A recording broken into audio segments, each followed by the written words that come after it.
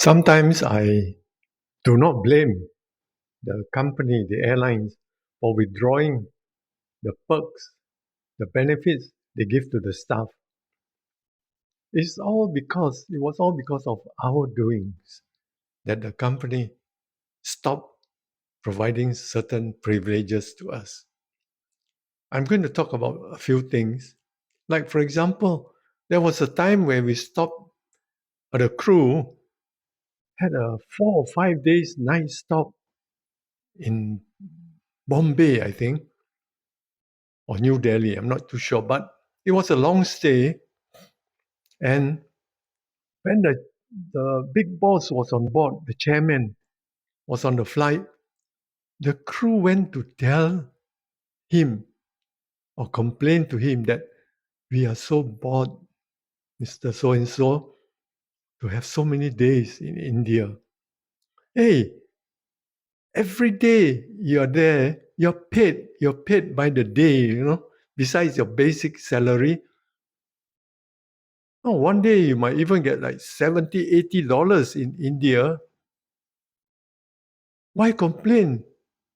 So in the end, the chairman instructed our SVP to stop letting crew stay for so long. So that's it. That's the end of it. And there was a time also when we started our jumbo flight, flying to London, long flight, 14 hours duty time. And our SVP, instead of providing 18 cabin crew on each flight, the standard number, he gave us 5 more extra crew, total of 23, because the flight was usually full, and then we could make things, the work very light because you have more people. Same thing. The crew went to hint to the big boss, the chairman again, that the company was so kind, to give us so many crew. We are very impressed. You think he was impressed? He was so conscious of cost. Straight away, instruction again. Cut down the crew back to 18 per flight. No extra, please. Our SVP has got no choice because that was also his big boss. Really, some of this. And, during the Malaysia-Singapore era times, we could just hop on a flight to any part of Malaysia during your off days. If you know the captain or the cockpit crew or the traffic staff, they will talk to the captain and you hop on the flight, you travel in the cockpit or even in the cabin if the load is light, and you could fly within Malaysia and you could stop for a night or two.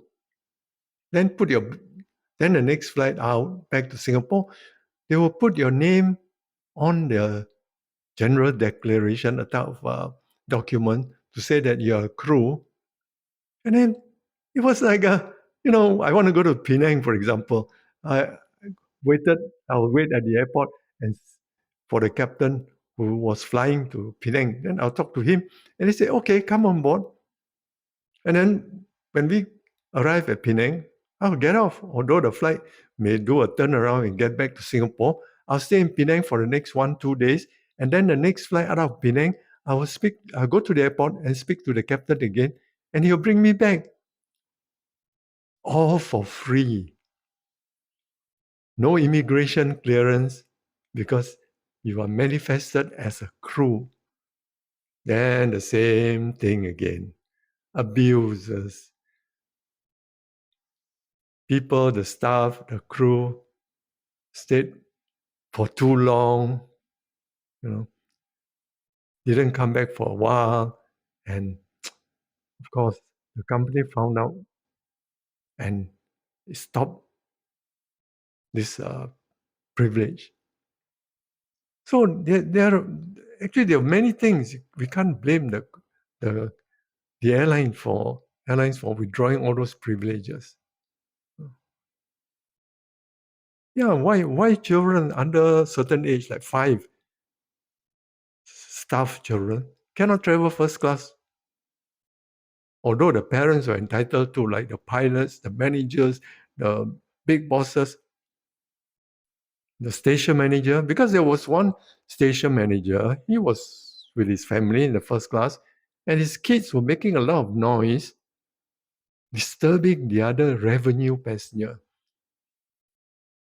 Of course, the passenger tolerated. But then they got special treatment from the crew.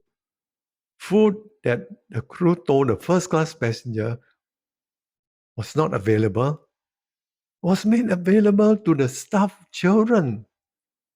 So this passenger couple, first class passenger, was so annoyed. So he complained to SIA. And from that time onwards, kids below certain age were not allowed to fly first class. Ah, so I really don't blame the company. Okay, thank you.